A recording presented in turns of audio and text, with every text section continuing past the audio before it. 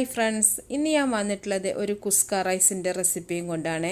ശരിക്കും പറഞ്ഞാൽ ഇത് ഒരു സൗത്ത് ഇന്ത്യൻ ബിരിയാണിയാണ് കേട്ടോ. ബിരിയാണി റൈസാണ് ഇത്. മസാല ഇട്ടിട്ടുള്ള ഒരു കുസ്ക ഉണ്ട്, അതുപോലെ വൈറ്റ് കുസ്ക ഉണ്ട്. നമ്മളിന്ന് വൈറ്റ് കുസ്കയാണ് ചെയ്യുന്നത്. അപ്പോൾ നല്ല ടേസ്റ്റി ആയിട്ടുള്ള കുറഞ്ഞ സമയത്തിനുള്ളിൽ ചെയ്യാൻ പറ്റുന്ന ഒരു ബിരിയാണിയാണിത്. ഇത് വെജിറ്റേറിയൻസിനും കഴിക്കാൻ പറ്റുന്ന ബിരിയാണിയാണ്. നമ്മളിതിൽ ഇറച്ചിയൊന്നും ചേർക്കണില്ല. അപ്പോൾ എല്ലാവർക്കും ഇഷ്ടപ്പെടുന്ന നല്ലൊരു റെസിപ്പി ആയിരിക്കും ഇത്. അപ്പോൾ റെസിപ്പിയിലോട്ട് പോകുന്നതിന് മുമ്പായിട്ട് എൻ്റെ ചാനൽ സബ്സ്ക്രൈബ് ചെയ്യാത്തവരുണ്ടെങ്കിൽ സബ്സ്ക്രൈബ് ചെയ്യുക. അതുപോലെ അതിൻ്റെ കൂടെയുള്ള ബെൽ ഐക്കണും കൂടെ ഒന്ന് ക്ലിക്ക് ചെയ്യുക കേട്ടോ. അതുപോലെ നിങ്ങൾക്ക് റെസിപ്പികളൊക്കെ ഇഷ്ടമാണെങ്കിൽ നിങ്ങൾ ലൈക്ക് ചെയ്യുക. അതുപോലെ നിങ്ങളുടെ ഫാമിലി ഗ്രൂപ്പിലൊക്കെ ഷെയർ ചെയ്യുക കേട്ടോ. ആദ്യം തന്നെ ചോറുണ്ടാക്കുന്നൊരു പാത്രം അടുപ്പത്ത് വെച്ചിട്ട് അതിലേക്കൊരു 3 ടേബിൾ സ്പൂൺ നെയ്യ് ഇട്ട് കൊടുക്കുന്നുണ്ട്. നെയ്യ് തന്നെയാണ് ഞാൻ ഈ ചോറ് റെഡിയാക്കുന്നത്. ഇനി ഇതിലേക്ക് കുറച്ച് അണ്ടിപ്പരിപ്പ് ഇട്ട് കൊടുത്തിട്ടുണ്ട്. ഇത് നമുക്കൊന്ന് ഗാർണിഷ് ചെയ്യാൻ വേണ്ടിയിട്ടാണ്. കുറച്ച് മുന്തിരിയും കൂടെ ഇട്ട് കൊടുത്തിട്ടുണ്ട്. ഇത് രണ്ടും നമുക്കൊന്ന് വറുത്ത് കോരിയെടുക്കാം. ഇതിനൊന്നും പ്രത്യേകിച്ച് അളവില്ല കേട്ടോ, നിങ്ങളുടെ ഇഷ്ടത്തിനനുസരിച്ചിട്ട് ഇട്ട് കൊടുക്കുക. ഇതിൽ ബദാമൊക്കെ വേണമെങ്കിൽ നിങ്ങൾക്ക് ഇതുപോലെ ഫ്രൈ ചെയ്തെടുക്കാം. ഗാർണിഷ് ചെയ്യുന്നതൊക്കെ അല്ല ഓരോരുത്തരുടെ ഇഷ്ടം പോലെയാണ്. ഇതായിട്ടുണ്ട്, ഇത് നമുക്ക് കോരി മാറ്റി വെക്കാം. ഇനി അതേ നെയ്യിലേക്ക് തന്നെ ഞാൻ ഒരു വലിയ ഉള്ളി ചെറുതാക്കി അരിഞ്ഞത് ഇട്ട് കൊടുക്കുന്നുണ്ട്. ഞാനിപ്പോൾ 4 കപ്പ് അരിയിലാണ് ഈ ചോറ് റെഡിയാക്കുന്നത് കേട്ടോ. അപ്പോൾ അതിലേക്കുള്ള അളവുകളാണ് ഞാൻ ഈ പറയുന്നതൊക്കെ. ഇതിലേക്കൊരു ബേ ലീഫ് ഇട്ടിട്ടുണ്ട്. അതുപോലെ ഒരു തക്കോലം, സ്റ്റാർ അനീസ് എന്നാണ് ഇതിന് പറയുക കേട്ടോ. തക്കോലം എന്നാണ് നമ്മൾ പറയാറുള്ളത്. ഒരു ജാതിപത്രിൻ്റെ കഷ്ണം, അതുപോലെ കുറച്ച് പട്ട, ഒരു 6 ഗ്രാമ്പു, ഒരു 5 ഏലക്ക, ഇതും കൂടെ ഇട്ട് കൊടുത്തിട്ടുണ്ട്. നമ്മൾ നെയ്ച്ചോറൊക്കെ റെഡിയാക്കുന്ന ആ ഒരു ഇതിൽ തന്നെയാണ്. ഇത് ഉള്ളി നമുക്കൊന്ന് വഴന്ന് വരുന്നത് വരെ ഇതൊന്ന് മൂപ്പിച്ചെടുക്കാം. ഇതിലേക്ക് 1 ടേബിൾ സ്പൂൺ ഇഞ്ചി വെളുത്തുള്ളി ചതച്ചതും കൂടെ ചേർക്കുന്നുണ്ട്.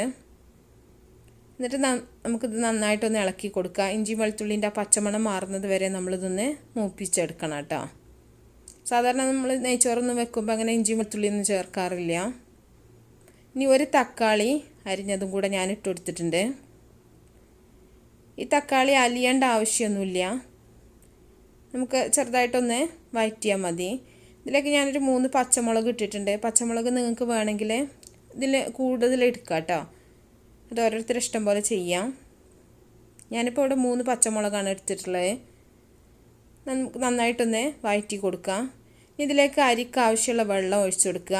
1 കപ്പ് അരിക്ക് 1.5 കപ്പ് വെള്ളം എന്നുള്ള രീതിയിൽ ഒഴിച്ചു കൊടുക്കുക. ചില അരിക്ക് 2 കപ്പ് വെള്ളം വേണ്ടി വരും. അപ്പോൾ നമ്മൾ ചെയ്യുന്ന അരിയാണെങ്കിൽ നിങ്ങൾക്ക് അറിയാൻ പറ്റും. ഇതിലേക്ക് 1 ടേബിൾ സ്പൂൺ തൈരും കൂടെ ഇട്ട് കൊടുക്കുന്നുണ്ട്. ഒരു ചെറുനാരങ്ങ പിഴിഞ്ഞ് കൊടുക്കുക. തൈര് നിങ്ങൾ ഈ വെള്ളത്തിലേക്കല്ല ഇട്ട് കൊടുക്കേണ്ടത് ശരിക്കും കേട്ടോ. നമ്മൾ ഉള്ളി തക്കാളിയൊക്കെ ഇട്ട സമയത്ത് തന്നെ ഇട്ട് കൊടുക്കണം.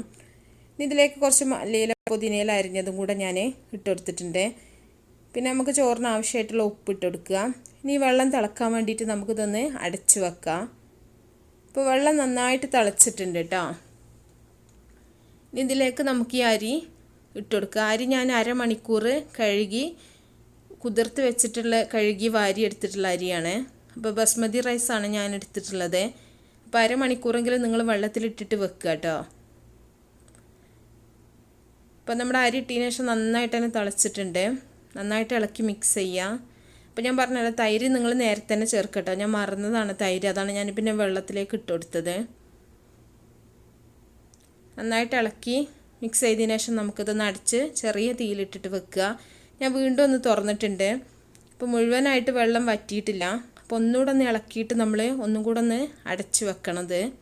അപ്പോൾ ഒന്ന് ഇളക്കി, ഒരുപാട് അങ്ങോട്ടിട്ട് ഇളക്കരുത് കേട്ടോ, അപ്പോൾ നമ്മുടെ റൈസൊക്കെ മുറിഞ്ഞു പോവും. ഇനി ഒന്നുകൂടി ഒന്ന് അടച്ച് വെക്കാം. അപ്പോൾ നമ്മുടെ ചോറ് ഇവിടെ നന്നായിട്ട് തന്നെ റെഡി ആയിട്ടുണ്ട്. നിങ്ങൾക്ക് കാണുന്നുണ്ടാവും, നല്ല വേവായിട്ടുണ്ട്. ഒരുപാട് ചോറ് കുഴയരുത് കേട്ടോ. അങ്ങനത്തെ ചോറൊന്നും കുഴഞ്ഞിട്ടുണ്ടെങ്കിൽ ഒരു ടേസ്റ്റും ഉണ്ടാവില്ല കഴിക്കാനായിട്ട്. ഇനി ഇതിലേക്ക് നമ്മൾ നേരത്തെ വറുത്ത് വെച്ചിട്ടുള്ള അണ്ടിപ്പരിപ്പും മുന്തിരിയും കൂടെ ഇട്ട് കൊടുക്കുന്നുണ്ട്. അപ്പോൾ നമ്മുടെ വൈറ്റ് കുസ്ക ഇവിടെ റെഡി ആയിട്ടുണ്ട്. നല്ല ടേസ്റ്റി ആയിട്ടുള്ള നല്ലൊരു ബിരിയാണി റൈസാണ് കേട്ടോ അത്. അപ്പോൾ എല്ലാവരും ഉണ്ടാക്കി നോക്കുക, എന്നിട്ട് നിങ്ങളുടെ അഭിപ്രായങ്ങളൊക്കെ അറിയിക്കുക. അപ്പോൾ നല്ല റെസിപ്പികളൊക്കെ ആയിട്ട് നമുക്ക് അടുത്തൊരു വീഡിയോയിൽ കാണാം. Okay, by.